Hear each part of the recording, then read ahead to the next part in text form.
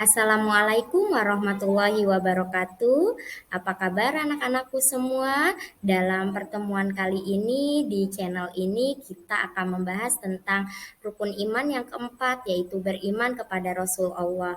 Terkait tentang nama-nama Rasul Allah dan Rasul Ulul Azmi. Sebelum mempelajarinya, yuk kita sama-sama memulainya dengan membaca lafaz basmalah. Bismillahirrahmanirrahim. Pengertian beriman.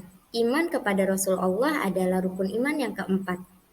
Iman pada Nabi dan Rasul maksudnya adalah meyakini dengan sepenuh hati bahwa Rasul adalah orang yang dipilih oleh Allah untuk menerima wahyu dan disampaikan untuk umatnya sebagai pedoman hidup. Jadi jika kita sudah beriman kepada Rasul Allah, maka kita harus mempercayai dengan adanya Rasul Allah dan mengikuti ajaran yang disampaikannya. Karena pada saat ini sudah tidak ada Rasul, yaitu Rasul yang terakhir adalah Nabi Muhammad, kita harus meyakini dan menjalankan ajarannya sebagai pedoman hidup kita. Nah, antara Nabi dan Rasul itu ada perbedaannya. Rasul itu berasal dari kata arsala yang artinya mengutus atau mengirim.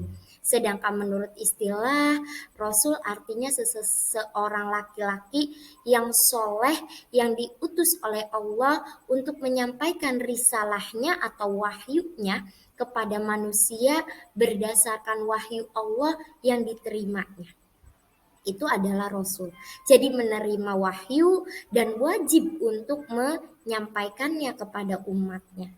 Sedangkan Nabi secara bahasa itu dari bahasa Arab naba yang berarti tempat yang tinggi.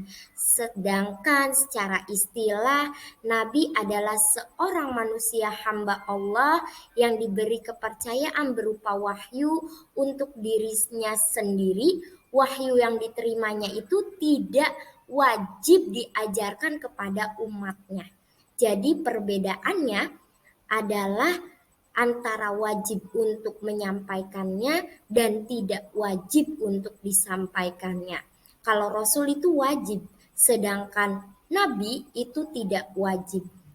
Kalau persamaannya sama-sama mendapatkan wahyu Allah, itu antara Rasul dan Nabi. Selanjutnya kita akan mengenal nama-nama Rasul Allah. Agar mudah kita mengenalnya dan menghafalnya, Bu Guru punya nyanyiannya nih. Dengan nada balonku, anak-anak semua pasti tahu ya. Supaya kita mudah menghafalnya, yuk kita nyanyikan sama-sama. 1, 2, 3. Adam, Idris, Nuh, Hud, Soleh, Ibrahim, Lut, Ismail, Ishak, Yakub, Yusuf, Ayub, Su'aib, Musa, Harun, Zulkifli, Daud, Sulaiman, Ilyas, Ilyasa, Yunus, Zakaria, Yahya, Isa, wal akhirul khatimul anbiya, Muhammad al-Mustafa, Muhammad al-Mustafa. Sholawat ke atas Nabi, sejahtera ke atas Rasul, Nabi-Nabi yang diutusnya, mereka semua adalah mulia. Baiklah anak-anakku semua, setelah kita mengenal nama-nama Rasul yang 25, ada nama-nama Rasul atau Rasul yang disebut dengan Rasul Ulul Azmi. Rasul Ulul Azmi itu terdiri dari dua kata, yaitu Ulul dan Al-Azmi. Ulul artinya mempunyai atau memiliki, sedangkan Al-Azmi artinya teguh atau tekad yang kuat. Sehingga Rasul Ulul Azmi adalah Rasul yang memiliki keteguhan yang kuat, kesabaran, dan kekuatan dan ketabahan yang sangat luar biasa. Atau yang sering kita sebut adalah Rasul yang memiliki ketabahan yang sangat luar biasa. Dari Rasul-Rasul Ulul Azmi ini kita bisa menyingkatnya menjadi Mimin. Siapa itu Mimin? Mimin adalah yang pertama Nabi Musa alaihi salam. Yang kedua, Nabi Ibrahim alaihissalam. Yang ketiga, Nabi Muhammad SAW. Yang keempat, Nabi Isa alaihi salam. Dan yang terakhir, Nabi Nuh alaihi salam. Jadi supaya mudah kita menghafalnya, kita menyingkatnya menjadi mimin, yaitu Nabi Musa, Nabi Ibrahim, Nabi Muhammad, Nabi Isa, dan Nabi Nuh alaihissalam. Sebagai utusan Allah, maka Rasul Allah memiliki tugas-tugas yang sangat berat, yaitu satu, mengajak umat manusia menyembah dan beribadah hanya kepada Allah Subhanahu wa Ta'ala. Jadi, anak-anakku semua, Rasul-Rasul Allah itu semua misinya sama, yaitu mengajak manusia untuk menyembah hanya kepada Allah, untuk mengesahkan Allah. Kemudian, tugas yang kedua, mengajarkan akidah, yaitu keyakinan atau kepercayaan pokok bahwa tidak ada Tuhan selain Allah yang patut disembah. Tidak ada Tuhan selain Allah yang dijadikan gantungan atau kita hanya bisa meminta kepada Allah Subhanahu wa Ta'ala. Tugas yang ketiga yaitu mengajarkan agar menjalani hidup dengan berakhlak mulia. Semua rasul itu mengajak kita untuk berakhlak mulia. Tidak ada yang mengajarkan kemaksiatan, apalagi mengajarkan kemungkaran.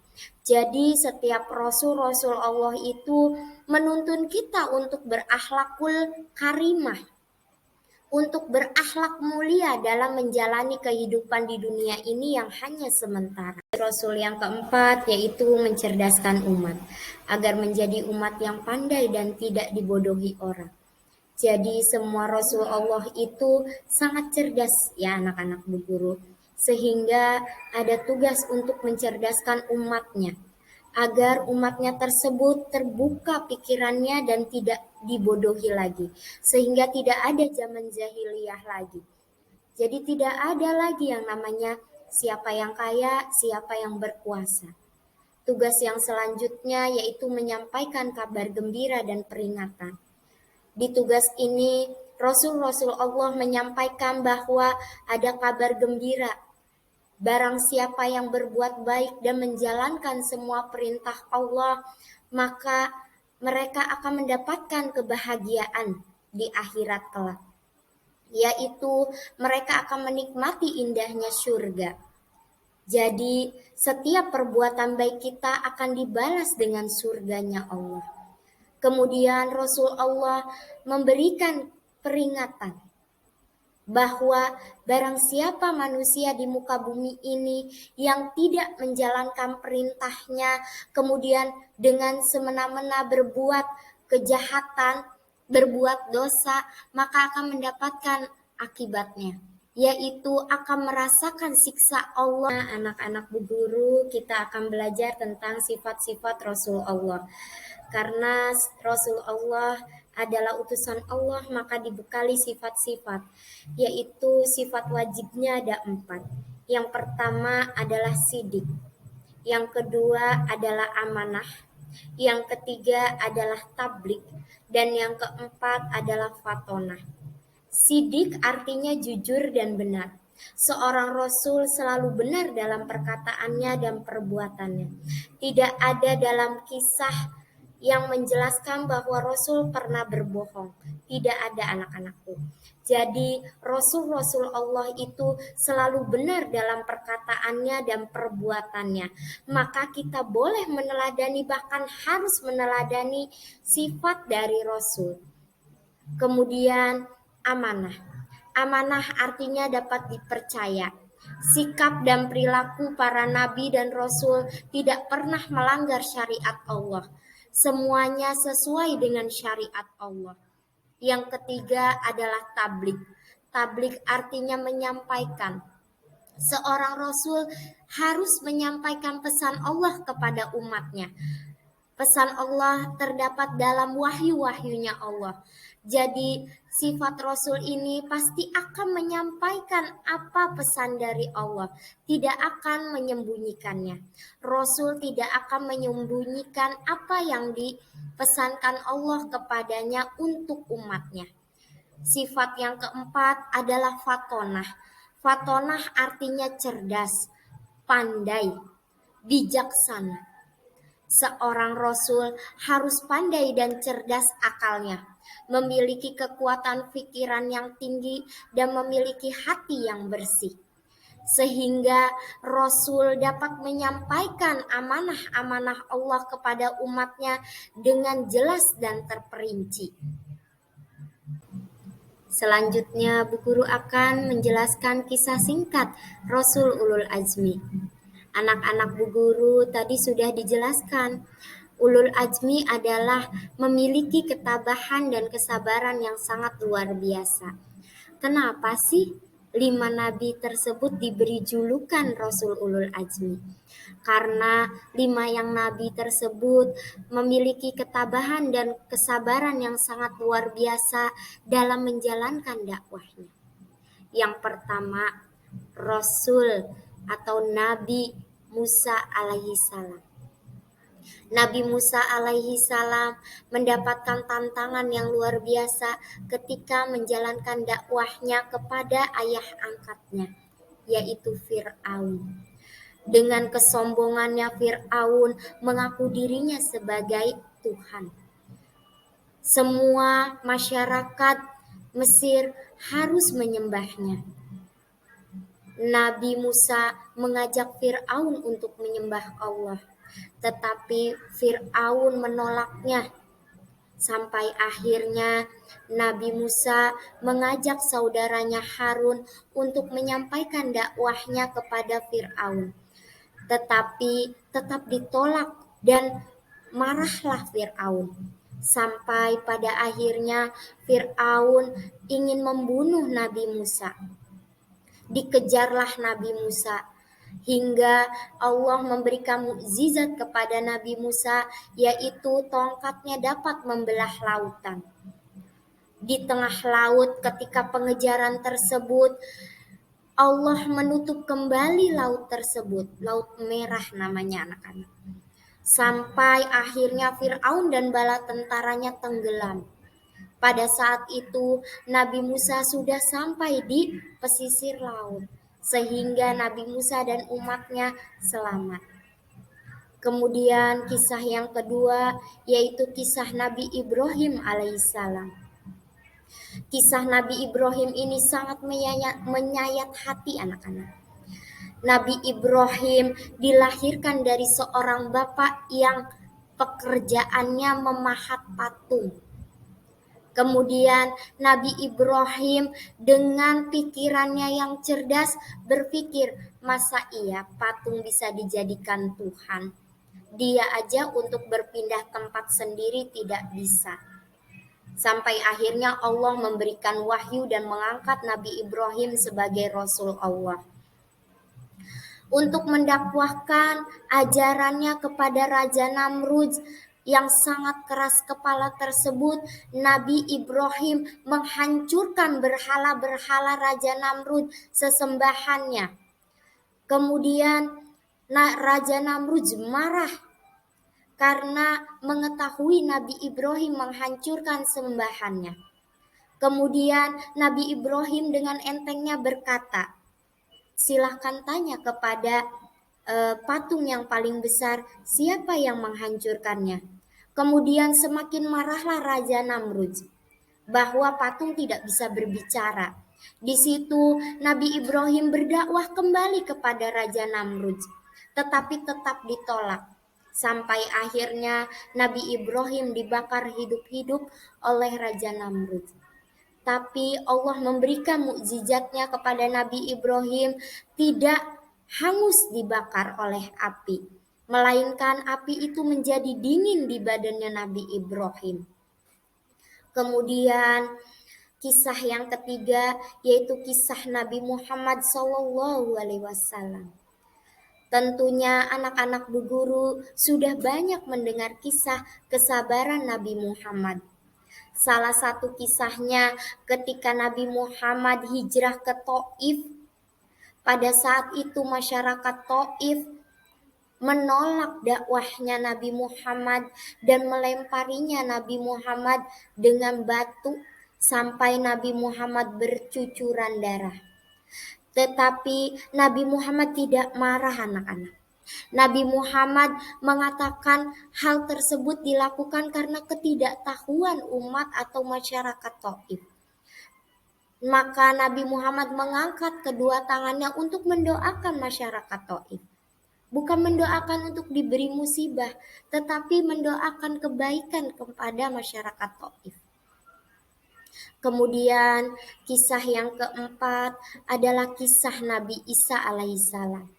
Dari bayi, Nabi Isa udah dicoba, udah diberi mukjizat juga.